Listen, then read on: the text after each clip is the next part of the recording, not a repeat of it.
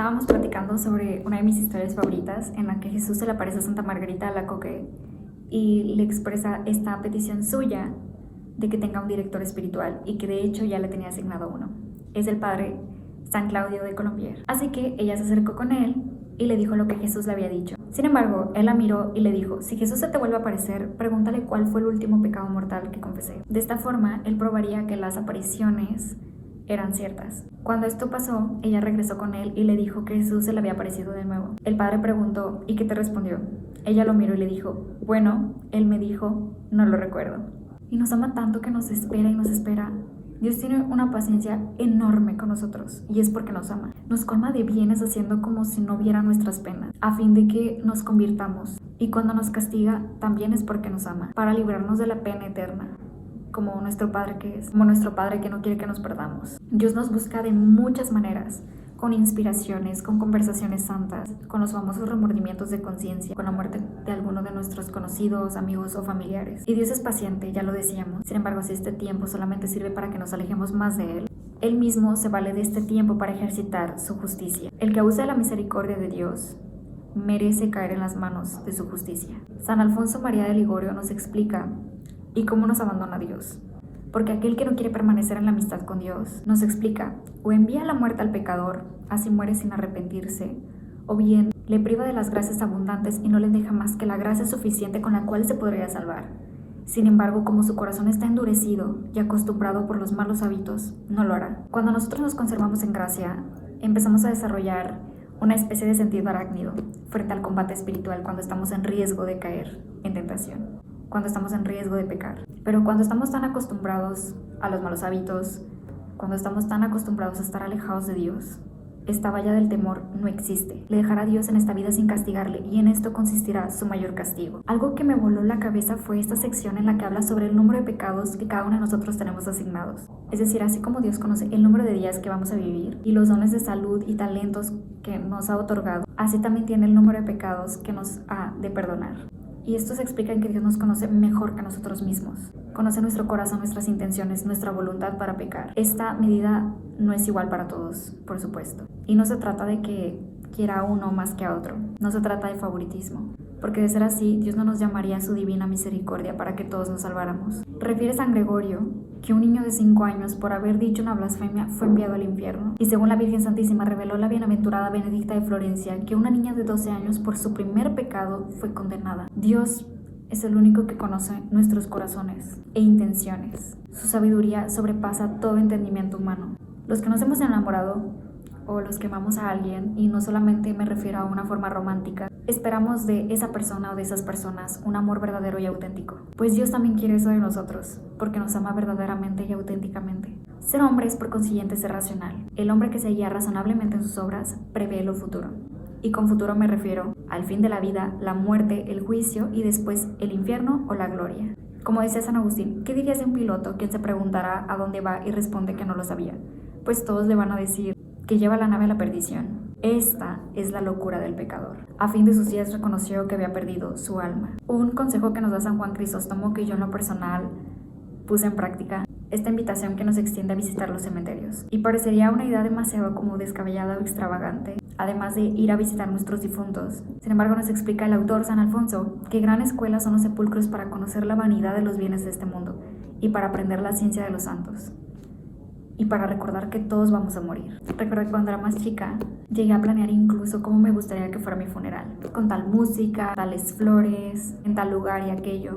Pero cuando crecí y una versión más madura asistió a un funeral, me puse a observar por primera vez y a analizar qué era lo que realmente pasaba en un funeral. Algunos con instrucciones de su difunto, justo como yo lo hice con mi carta. De todo eso concluí de que él aprovechara mi alma un funeral extravagante. Las miles de flores que le llevaban al difunto, algunos llevan mariachi, otros hacen fiesta y se emborrachan, porque así le hubiera gustado al difunto. Pero verdaderamente el alma del difunto se encontrará de fiesta en ese momento en que ha pasado la eternidad y se concluiría, como ya lo habíamos platicado en unos videos anteriores de cuando hablamos del duelo, que los funerales son para las personas vivas, quienes estamos dando un cierre a nuestra historia aquí en la tierra con esa persona. Pero su vida en la eternidad ha empezado, y cuánto daño les hemos hecho a nuestros difuntos abandonándolos pensando que ya se encuentran en el cielo. Cuando habremos de morir, San Camilo de Lelis se asomaba a alguna sepultura y se decía a sí mismo: si volvieran los muertos a vivir,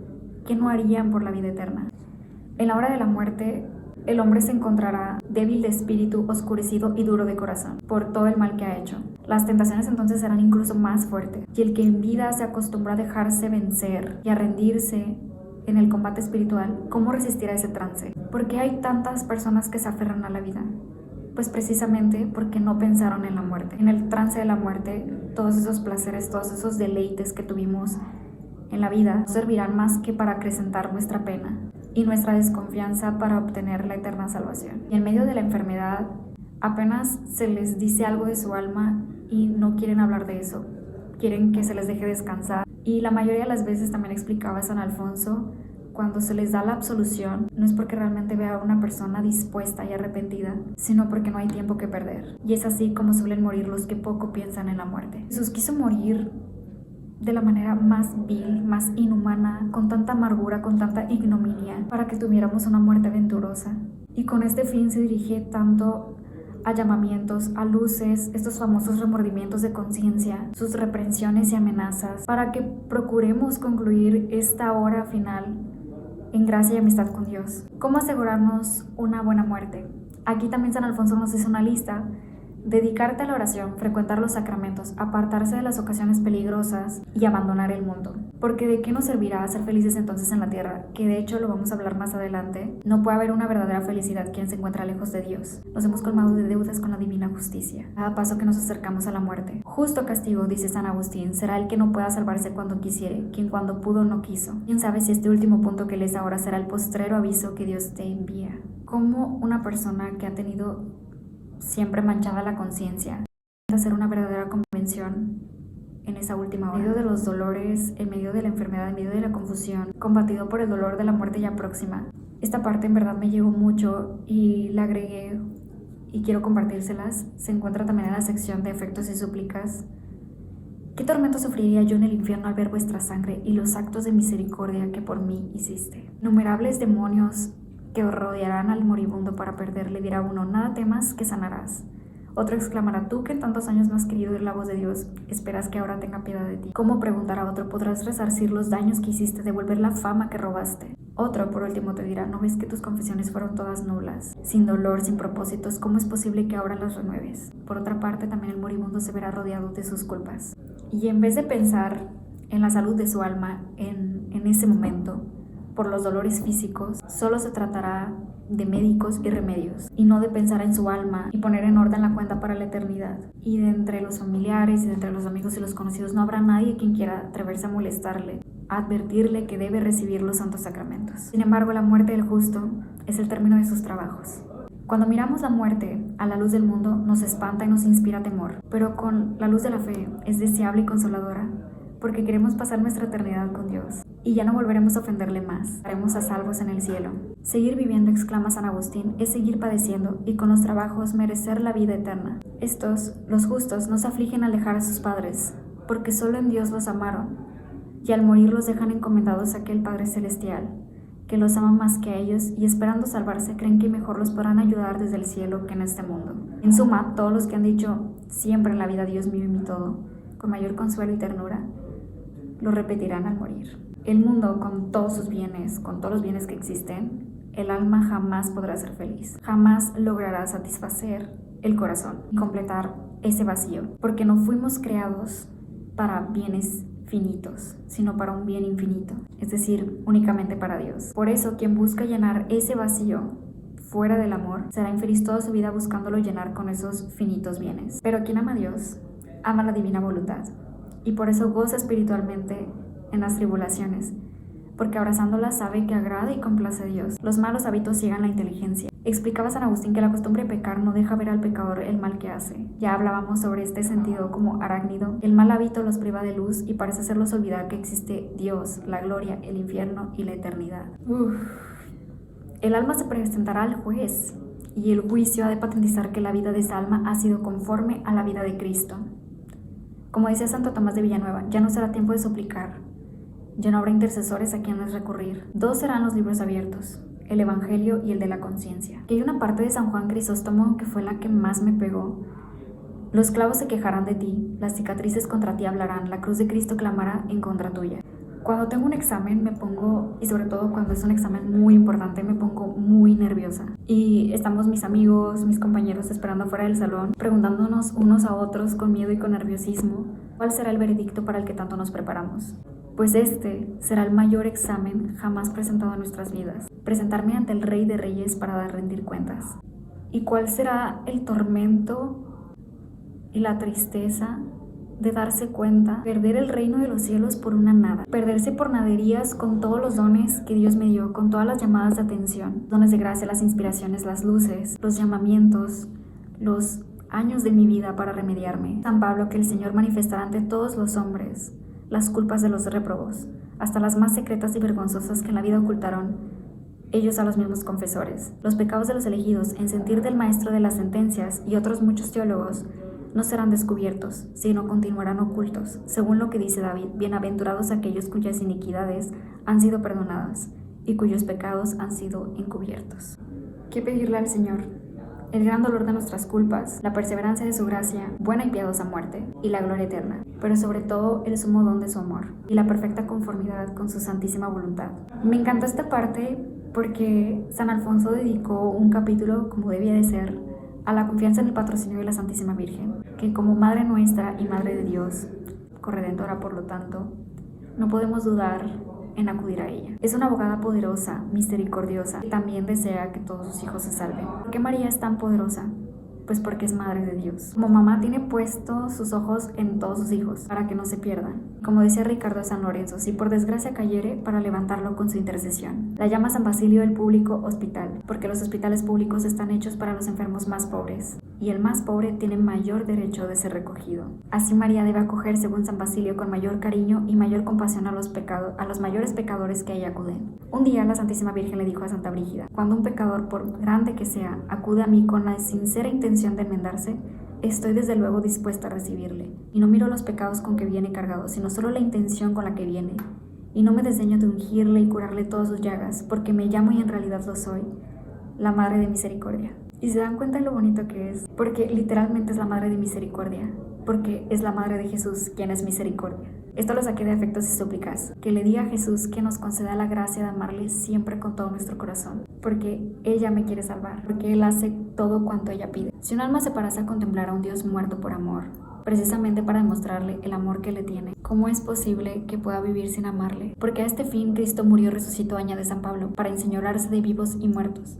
Tal cual dice San Alfonso: ¿cómo es posible que te contemple reclinado en el pesebre de Belén, o suspendido de la cruz en el Calvario, o encerrado en los sagrarios de nuestros altares, y no me enamore de ti? No solamente nos da su cuerpo, sino también nos da su alma y su divinidad. Nos da todo lo que tiene, dice San Juan Crisóstomo, sin reservarse nada para sí. Como dice San Francisco de Sales, el fin del amor no es otro que unirse con el objeto amado. Si te preguntan, dice San Francisco de Sales, ¿por qué comulgas con tanta frecuencia? Respóndeles que dos clases de personas deben comulgar con frecuencia: los perfectos y los imperfectos. Los perfectos para conservarse en la perfección, y los imperfectos para lograr alcanzarla. San Alfonso explica que si Jesús se hubiera dado bajo la especie de algún alimento de mucho precio, los pobres quedarían privados de él, así como tampoco hubieran podido recibirle de haber escogido otro alimento no precioso. En una de las apariciones de nuestro Señor Jesús a San Bernardo, le dice: no importa si no conviene a mi majestad, basta que convenga a mi amor. Nuestro Señor se ha quedado en el Santísimo Sacramento por 3 razones. La primera, para hacerse accesible a todos. La segunda, para dar audiencia a todos. Y la tercera, para dispensar a todos sus gracias. Esta es una de mis secciones favoritas, porque este es el efecto principal del amor. Un solo corazón y un solo querer. El que obre conforme a la voluntad de Dios llegará a ser un hombre conforme a su corazón. Comúnmente nosotros llamamos a las pruebas o a ciertas situaciones males, porque nosotros les hemos dado ese nombre y los convertimos en tales. Porque si los aceptásemos con resignación, como venidos de la mano de Dios, estos males se convertirían para nosotros en grandiosos bienes, porque olvidamos quién es Dios. Él lo conoce todo y sabe lo que necesitamos y lo que es mejor para nosotros. Sin embargo, aquellos quienes se resisten tendrán que cargar con la cruz, pero sin paz y sin frutos. Y cerramos con broche de oro esto que dice Salviano: las personas resignadas al querer del Señor son humilladas, es verdad, pero aman las humillaciones. Padecen pobreza, pero se complacen en ser pobres. En suma, aceptan gustosas todo lo que les acaece. y así llevan vida feliz y dichosa. Viene el frío, el calor, la lluvia, el viento, pero el alma que está conforme con la voluntad de Dios dice: quiero este frío, acepto este calor, porque Dios me lo manda. Le viene un revés de fortuna, le persiguen, enferma, le viene la muerte y dice: quiero esta desgracia, y la persecución, y la enfermedad y hasta la muerte, porque así lo quiere Dios. El que descansa sobre la voluntad de Dios y acepta gustoso lo que Él dispone, es como un hombre que vive sobre las nubes y ve que a sus pies brama furiosa la tempestad, sin que le dañe ni le perturbe. Es esta aquella paz, de la cual habla el apóstol, que sobrepuja a todo entendimiento, paz que vence todas las delicias del mundo, paz estable y al abrigo de las vicisitudes humanas. Viva Jesús nuestro amor y María Santísima nuestra esperanza.